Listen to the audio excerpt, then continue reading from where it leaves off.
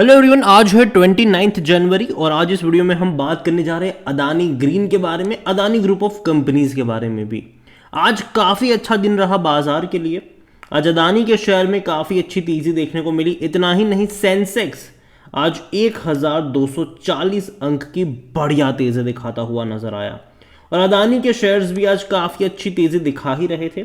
Adani green भी तकरीबन 3% की तेज़ी पर क्लोज हुआ। एंटरप्राइज भी अच्छी तेज़ी थी, तकरीबन 6% की तेज़ी। अदानी पोर्ट में भी 4-4.5% की तेज़ी थी। पावर में भी 5% का अपर सर्किट लग गया और पिछले 2 दिनों से यहाँ पर तेज़ी है। 519 से 570 पर आया है। रिजल्ट्स के बाद पिछले 2 ट्रेडिंग सेशन से लगातार यहाँ पर तेज़ी बनी हुई है। और अदानी एनर्जी भी आप देखो तो आज 3.5% की रफ्तार पर है और यहाँ पर भी पहिया घूमा है। पिछले 2 ट्रेडिंग सेशन से अदानी के शेयर्स में अच्छी खासी रफ्तार देखने को मिल रही है। चाहे एंटरप्राइज हो, टोटल गैस हो, पावर हो, ग्रीन हो, पोर्ट हो, एनर्जी हो, हर जगह तेज़ी है। और आज तो अदानी ग्रीन के रिजल्ट्स भी सामने आए हैं, बात करेंगे उसके बारे में। लेकिन उससे पहले अगर आपने अभी तक चैनल को सब्सक्राइब नहीं किया है तो प्लीज़ अभी इसे सब्सक्राइब कर लीजिए, क्योंकि आगे भी बहुत सारे वीडियोस हैं जो आपको काफ़ी ज़्यादा हेल्प करेंगे। तो देखिए, 2 बड़ी अपडेट्स है। एक तो रिजल्ट्स की अपडेट है, एक फंडिंग की अपडेट है। यहाँ पर एक महीने में अगर आप देखोगे तो तेज़ी अच्छी खासी है, 7.5% की रफ्तार है। रफ्तार आई थी इससे पहले भी 1723 पे गया था, उसके बाद लगातार गिरता ही रहा। अब फिर से तेज़ी लौटी है। 1 साल का ग्राफ देख लो तो 44% का ग्रोथ है। देखो, हिंडनबर्ग की रिपोर्ट के बाद बड़ा फॉल आया था, 450 तक किया था ये। बेहतरीन तेज़ी आई, डबल कर दिया और लंबे समय तक 900 से 1000 की रेंज में अटका रहा। उसके बाद जैसे ही सुप्रीम कोर्ट की तरफ से राहत मिली, हिंडनबर्ग को लेकर यूएस से भी इनको राहत मिली, एक झटके में ये 900 से 1600 पर आ गया और अभी कंसोलिडेट कर रहा है। कुछ टाइम कंसोलिडेट करेगा और लॉन्ग टर्म के लिहाज से मुझे खराब नहीं लगता है। और देखो, मैं ये मानता हूं कि आने वाले टाइम में अदानी ग्रुप के शेयर्स अच्छा परफॉर्म करेंगे अगर पॉलिटिकल चेंज नहीं आता है कोई तो। ठीक है, यहाँ पर पहली अपडेट फंडिंग को लेकर है कि अदानी ग्रीन ने कंप्लीट कर लिया है तकरीबन 62,000 करोड़ रुपए का बॉन्ड जो मैच्योरिटी होने वाला है, उसको लेकर फंडिंग जो है वो इन्होंने कंप्लीट कर ली है। और यहाँ पर तकरीबन ये अमाउंट जो है, अगर आप यूएस में काउंट करोगे, डॉलर में काउंट करोगे तो 750 मिलियन डॉलर का इन्होंने फंडिंग का राउंड कंप्लीट करा है इस बार। और जिसका मतलब सीधा साधा है कि भैया कंपनी ने अपने प्लान्स को अनाउंस भी करा था कि आने वाले टाइम में कंपनी लगातार एक्सपांशन की तरफ भी जाएगी और अपने डेट को भी चुकाएंगे। इन्वेस्टर का कॉन्फिडेंस भी बिल्ड करने का काम था इनका।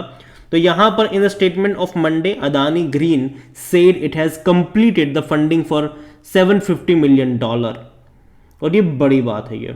और यहाँ पर अगर आप देखने की कोशिश करेंगे तो अच्छा खासा पैसा इन्होंने रेज तो करा है, अच्छा खासा पैसा इन्होंने रेज करा है। और यहाँ पर अगर आप देखोगे तो अगर हम पैसों में कन्वर्ट करने की कोशिश करें इसको, तो यहाँ पर ये है कि 14,000 करोड़ रुपए जो है has been put through the reverse account and internal accruals, while 25,000 crore रुपए जो है वो invested by total energies through joint venture के थ्रू इन्होंने इन्वेस्ट करा है। और रिमेनिंग जो है वो secured through promoter preferential allotment के थ्रू ये सिक्योर्ड करा गया है। इसके अलावा आज इनके रिजल्ट्स भी सामने आए हैं और अच्छे हैं, बुरे नहीं हैं।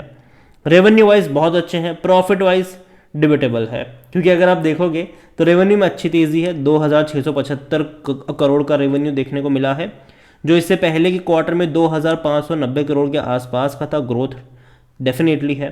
पिछले साल इसी क्वार्टर में 2,255 करोड़ का था।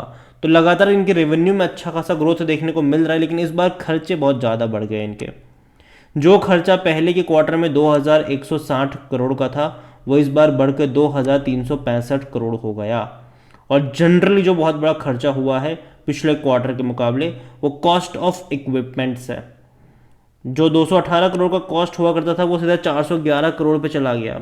यहाँ पर फाइनेंस कॉस्ट भी इनका बढ़ गया और यही वजह है कि इनके खर्चे बढ़ गए। और यही वजह है कि पिछले क्वार्टर के मुकाबले नंबर आपको इनके प्रॉफिट वाइज अच्छे नहीं लगेंगे। मुश्किल से 255 करोड़ के आसपास का प्रॉफिट हुआ है इस बार, जो इससे पहले के क्वार्टर में 370 करोड़ से भी ज़्यादा का था। तो प्रॉफिट कम हुआ है।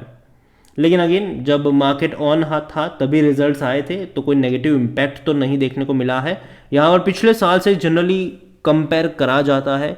अगर आप आर्टिकल्स भी देखोगे तो आपको यही देखने को मिलेगा कि भैया 150% का ग्रोथ दिखा दिया, वैसे ही आर्टिकल्स देखने को मिलेंगे।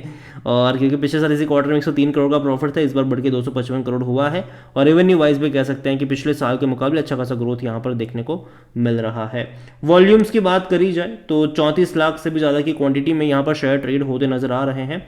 इतना ही नहीं, अदानी ग्रीन में according to Moneycontrol user 80% लोग कह रहे खरीदारी करो, 20% लोग कह रहे बेचो और भाग जाओ यहाँ से, कोई भी होल्ड करने की बात नहीं कर रहा है। जहां तक बात करें डिविडेंड को लेकर, तो डिविडेंड पे नहीं कर रहा है, भले ही बहुत महंगा शेयर लेकिन डिविडेंड पे नहीं कर। देखो Adani group of companies dividend में भरोसा नहीं करती है, अगर करती भी होगी पे डिविडेंड तो बहुत ही मिनिमम होगा, वो भी कुछ कंपनियों में ही। लेकिन अच्छी बात यह है कि नंबर्स में लगातार इंप्रूवमेंट आ रहा है। अगर आप देखोगे फिनेंशियल ईयर वाइज रेवेन्यू और प्रॉफिट में लगातार बेहतरीन तरीके से इंप्रूवमेंट आया है। पहले लॉस में भी थे, अब लगातार प्रॉफिट में है।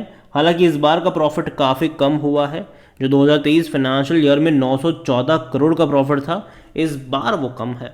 क्वार्टरली अगर आप देखोगे तो 255 करोड़ में सिमट के रह गया है, लेकिन वैल्यूएशन के हिसाब से देखा जाए तो महंगा तो है ये, 202 के पी पर बैठ चुका है। देखो इसीलिए इसका प्रॉफिट ज़्यादा कमाना ज़रूरी है। देखो मैं मानता हूँ कि लॉन्ग टर्म के लिहाज से चीज़ें बेहतरीन होने वाली है पावर सेक्टर में, और जो रिन्यूएबल एनर्जी में है उनके लिए तो और बेहतर होने वाली है चीज़ें। लेकिन वैल्यूएशन नाम की भी कोई चीज़ होती है। सेक्टर पी 29 का है और एनालिस्ट जनरली अवॉइड करते हैं महंगे, इतने महंगे वैल्यूएशन के ऊपर।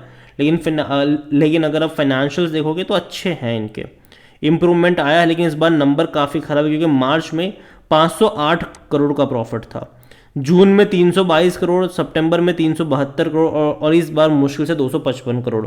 तो लगातार देखें तो कम होता जा रहा है। लेकिन अगर पिछले सालों से कंपेयर करोगे तो उतना भी बुरा नहीं है, क्योंकि तब प्रॉफिट ऑलरेडी कम हुआ करते थे। लेकिन अभी धीरे धीरे इंप्रूव हो रहा है, बढ़ रहा है। उम्मीद करेंगे कि आगे और बढ़ता नजर आए। शेयर होल्डिंग को लेकर देखा जाए तो बड़े गेम यहाँ पर भी हुए हैं। यहाँ पर अगर आप देखोगे तो प्रमोटर की 57.26% का स्टेक था, बाद में 56.27 हुआ। अभी अगर आप देखो तो 56.37%। लेकिन अच्छी बात पता है क्या है कि पहले प्रमोटर का 1.87% का स्टेक गिरवी था। अभी प्रमोटर ने अपना स्टेक तो बढ़ाया ही है, लेकिन गिरवी शेयर्स को भी छुड़ाए हैं, जो 0.98 पर आ चुके हैं। तो प्रमोटर ने थोड़ी सी खरीदारी करी, 56.26 से 56.37 पर आए हैं। म्यूचुअल फंड्स के बाद अगर कहें तो 0.14% का स्टेक है उनके पास, जो पहले 0.13 था। 1.36 पहले भी था डोमेस्टिक के पास, आज भी उतना ही है। एफआईएल्स ने हल्की से बिकवाली करी है, 18.03% का स्टेक है। देखो यहाँ पर जो बड़ा गेम हो रहा है वो एफआईएल्स और अदर पार्टीज में हो रहा है। देखिए अभी सेबी का नया रूल भी आ रहा है एफआईएल्स को लेकर कि कोई भी एफआईएल्स अगर अपने पोर्टफोलियो का 50% किसी एक ग्रुप में या कंपनी में इन्वेस्ट कर दी है तो उनको वो डिस्क्लोज करना पड़ेगा, और अगर वो डिस्क्लोज नहीं करना चाहते तो भैया उनको होल्डिंग कम करनी पड़ेगी। तो देखते हैं कि एफआईएल्स, क्योंकि अदानी में अगर आप देखो तो भाई साहब म्यूचुअल फंड डोमेस्टिक आपको बहुत कम मात्रा में मिलेंगे, ना के बराबर मिलेंगे, लेकिन एफआईएल्स भर भर के मिलेंगे यहाँ पर। तो देखते हैं कि एफआईएल्स जो इन्वेस्टेड है यहाँ पर वो आने वाले टाइम में क्या करेंगे, बने रहेंगे, निकल जाएंगे, ये देखना इंटरेस्टिंग होगा। यहाँ पर एडजस्ट करेंगे वो भी देखना होगा। यहाँ पर रिटेल के पास वैसे भी बहुत कम क्वांटिटी है, 2.16% का स्टेक है। अदर पार्टीज 21.94% का स्टेक लेकर बैठी हुई है। ऑलरेडी देखा जाए तो भाई बाजार में ऑलरेडी बहुत कम क्वांटिटी है, क्योंकि रिटेल इन्वेस्टर की जो क्वांटिटी है उसे को हम मान सकते हैं कि ये बाजार में फ्रिक्वेंटली ट्रेड होता है। अदर पार्टीज में कई सारे ऑपरेटर भी छुपे होते हैं और बहुत सारी चीज़ें होती है, ठीक है, मैं नाम नहीं लूँगा यहाँ पर, बाकी आप खुद समझदार है। तो देखिए मैं इतना ही कहूँगा कि नज़र रखें, हालांकि नंबर्स अच्छे भी हैं और बुरे भी हैं, एवरेज में कहूँगा इसको। लेकिन अदानी ग्रुप मुझे लॉन्ग टर्म के लिहाज से अच्छा लगता है। अदानी ग्रुप की कंपनीज़ की अगर मैं बात करूँ तो मुझे अदानी ग्रीन अच्छा लगता है, अदानी एनर्जी भी मुझे बहुत अच्छा लगता है, अदानी एंटरप्राइज भी सही कंपनी है, ये नज़र रख सकते हैं आप इसके ऊपर। पोर्ट तो एवरग्रीन है डेफिनेटली, लेकिन अभी अदानी विल्मर से मैं दूरी बनाना पसंद करूंगा। लेकिन अब बाकी के अदानी ग्रुप ऑफ कंपनीज और अदानी गैस से भी बाकी की जो ग्रीन है, एंटरप्राइज है, इवन पावर भी जो है, और हालांकि मुझे तो करेक्शन बनना चाहिए क्योंकि ऑलरेडी बहुत ज़्यादा महंगे हो चुके हैं ये सारे शेयर्स।